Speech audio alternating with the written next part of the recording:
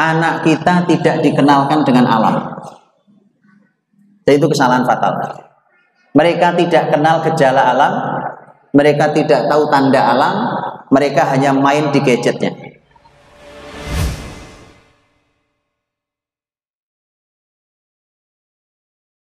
Dalam Islam jadi hitungan ibadah, baik matahari ataupun bulan, bahkan bintang sekalipun. Wa alamat wa bin najmi hum yahtadun, kata Allah dalam surah An-Nahl. Jadi di alam ini Allah kasih tanda-tanda banyak, Pak. Ini juga sebenarnya pelajaran Bapak Ibu, ya. Dikasih Allah banyak tanda di semesta ini, dan dengan bintang mereka dapat petunjuk arah, petunjuk, betul kan? Musim bahkan. Ini kesalahan anak-anak kita, Bapak Ibu. Anak-anak kita bukan mereka yang salah kita karena salah didik. Anak kita tidak dikenalkan dengan alam. Dan itu kesalahan fatal. Mereka tidak kenal gejala alam, mereka tidak tahu tanda alam, mereka hanya main di gadgetnya. Ini nggak mendidik nih. Ini nggak mendidik nih. Bapak Ibu kalau yang masih ngasih anaknya game, tolong dipikir ulang. Nggak mendidik sama sekali. Ini salah satu bentuknya. Salah satu, belum yang lain. Mereka tidak mengenali alamnya. Coba tanya pada orang-orang tua kita. Apalagi beliau-beliau dulu tentara. Apal betul dengan gejala alam. Tahu persis dia. Alam dia tahu. Ini sebentar lagi Pak, ini akan ada bahaya apa nih di alam ini. Ini sebentar lagi akan ada apa. Tahu persis. Nah, mereka akrab dengan alam. Dulu Bapak Ibu yang namanya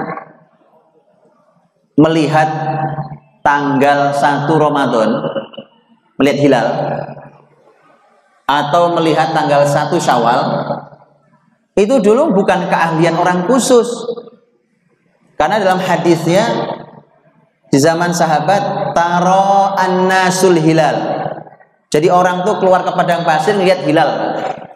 Berarti mereka punya ilmu. Dan sekarang coba kita keluar, bisa ngeliat hilal? Nggak bisa.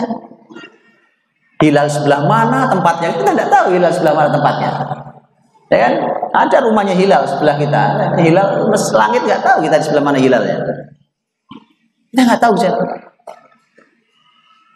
Apalagi pakai dunia AC, Pak Ivan. Dunia AC orang nggak kenal angin, Pak. Anginnya nggak alami nih anginnya, ya kan?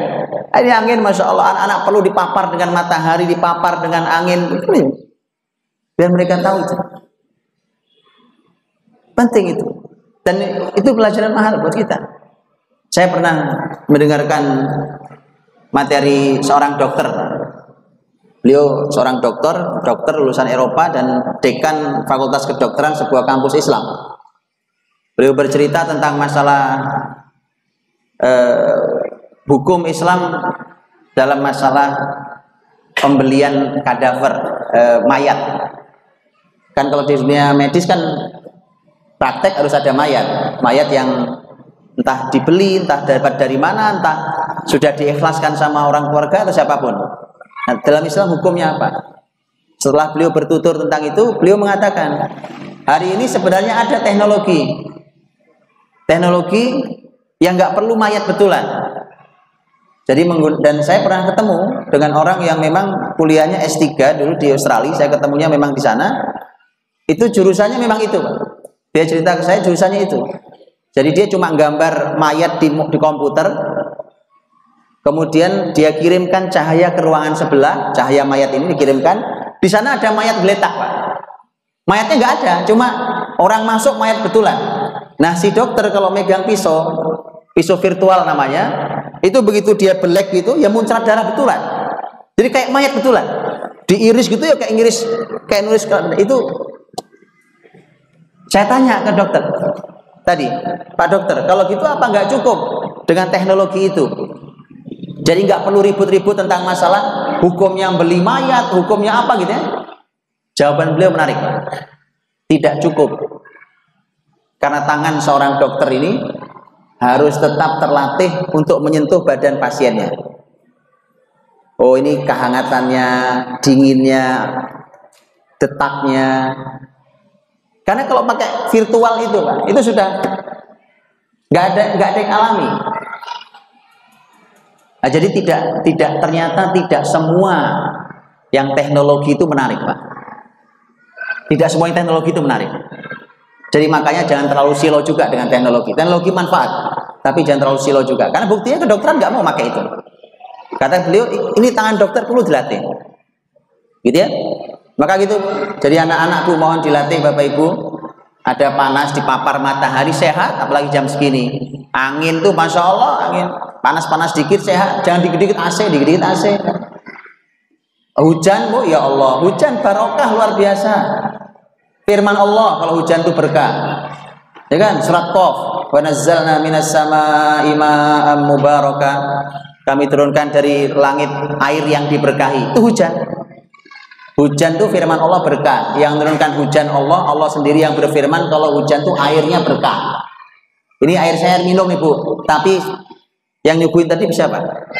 Berani bilang berkah ini? Gak berani. Ini air bermanfaat, tapi berkah? Belum, gak ada yang berani bilang ini berkah. Tapi hujan Allah sampaikan airnya berkah. Mau air berkah kok dicaci maki Pak?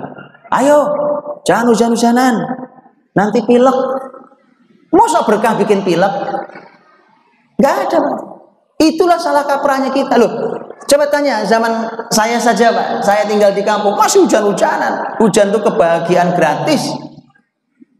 Gratis Pak. Coba sekarang ini gara-gara kita mencaci maki keberkahan, untuk bahagia jadi mahal Pak. Maka tolong Pak, kalau ada yang Allah Rasulnya sebutkan berkah, jangan dicaci maki, jangan diusir. Nanti Allah ganti dengan kehidupan yang serba mahal dan tidak terbeli. Apa buktinya? Oh, sekarang coba anak-anak kita mau main air saja mahal. Bener nggak Bu? Oh, cuma mau main air cek mahal. Bener apa enggak? Apa mahal kan? Mahal Bu. Oh, masuk bisa ratusan ribu sekarang. Ratusan ribu satu anak. Lah kalau anaknya 6. Itu makanya jangan caci maki keberkahan. Air hujan tuh berkah. Kalau anaknya sehat nggak ada masalah, waktunya hujan, ayo nak hujan-hujanan, ayo hujan-hujanan. Paham Bu? Loh, jangan ketawa, beneran. Loh, saya hujan-hujanan, ayah-ayah kita ini dulu hujan-hujanan, sehat-sehat aja tuh alhamdulillah. Kuat kan? Kuat Pak. Karena berkah. Dulu para sahabat Nabi kalau hujan, oh Nabi sendiri Pak, Nabi itu kalau hujan sorban dibuka. Sorban dibuka biar terpapar ke air hujan. Sahabat sampai ada yang mengeluarkan barang perkakas rumahnya, taruh di depan rumah supaya kehujanan. Alasannya apa? Supaya kehujanan, kena berkah. Begitu. Ya, jadi pelajaran pertama tentang Hijriyah ini, suruh kenal alam kita ini Pak. Kenali alam. Indonesia ini Allah berikan anugerah alam luar biasa. Tidak ada negeri kayak Indonesia suburnya kayak begini. Cuma subur ini akan diganti laknat oleh Allah kalau pemimpinnya zalim, masyarakatnya sama. Jangan salah bahwa negeri sudah sangat banyak yang Allah habiskan, Allah lumat dan tidak ada sisanya. Sangat banyak bukan? Quran membicarakan itu. Bahkan Quran mengingatkan kalian tidak lebih kuat dari bangsa yang sudah pernah Allah hancurkan itu. Makanya negeri yang makmur ini semestinya dijaga, kenalkan anak-anak dengan negerinya, kenalkan anak-anak dengan alamnya, kenalkan mereka dengan sekelilingnya. Bapak Ibu dirahmati Allah. Jadi matahari dan bulan dan juga yang lain, kalau hitungan tanggal kalender, matahari bulan itu manfaat dua-duanya. Manfaat dua-duanya karena berhubungan